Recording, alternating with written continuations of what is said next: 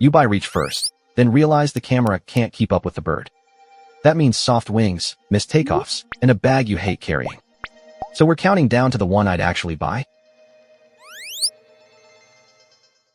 Far birds need reach, moving birds need autofocus, and long walks punish heavy kits during real field days. Let's move. Number 6. Panasonic LUMIX FZ1000 II. If your budget says bridge camera, I'd start here instead of forcing a lens system. It's for birders who want one camera, simple handling, and no telephoto shopping spiral. The proof is the built-in lens, up to 400mm equivalent reach. That gets you meaningful distance for feeders, ponds, and closer trail sightings. But the ceiling is obvious, because the Sony reaches 600mm equivalent. So this is the sensible super zoom, not the longest one. I'd pick it for casual birding where price and simplicity matter most.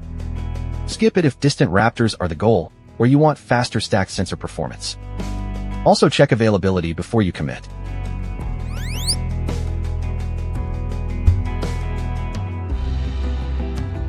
Number 5.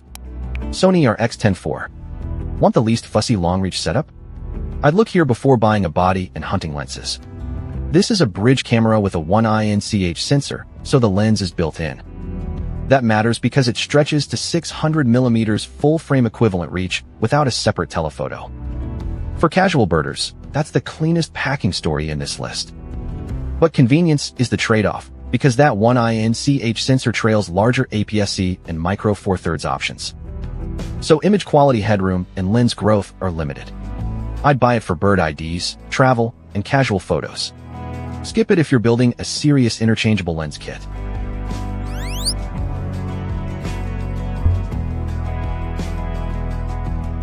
Number 4. Olympus OMD EM10 Mark IV. Here's the starter kit I'd consider when bridge camera convenience feels too boxed in. It's a mirrorless SLR-style body with a 4/3 micro 4/3 sensor. That puts you into a system with portable telephoto options, not one fixed lens. The body is also light at 0.85 pounds, which matters after miles of walking. So beginners get a real upgrade path without hauling a giant kit.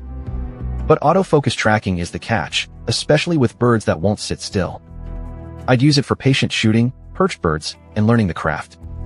Skip it if dependable moving bird tracking is your top priority.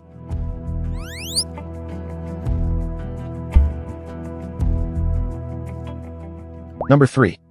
Canon EOS 90D.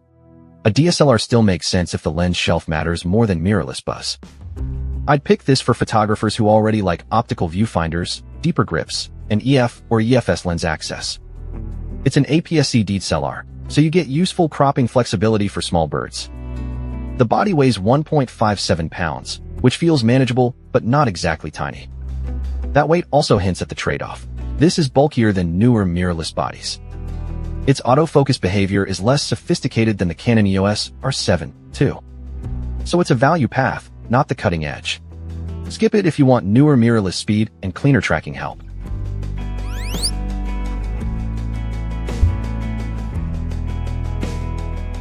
Number 2. Canon EOS R7. For Canon shooters, this is the sharp turn from legacy value to modern birding focus. I'd choose it if you want APS-C reach, cropping flexibility, and bird subject detection in one mirrorless body. The DSLR-style design keeps the handling familiar, while the APS-C sensor helps with distant subjects. That makes it a strong upper-mid-range play for wildlife without jumping to pricier full-frame gear. But the lens story is the sticking point. Native affordable RF telephoto choices aren't as broad as I'd like. Adapting EF or EFS lenses works, but it adds cost and bulk. Skip it if you want the easiest budget telephoto path.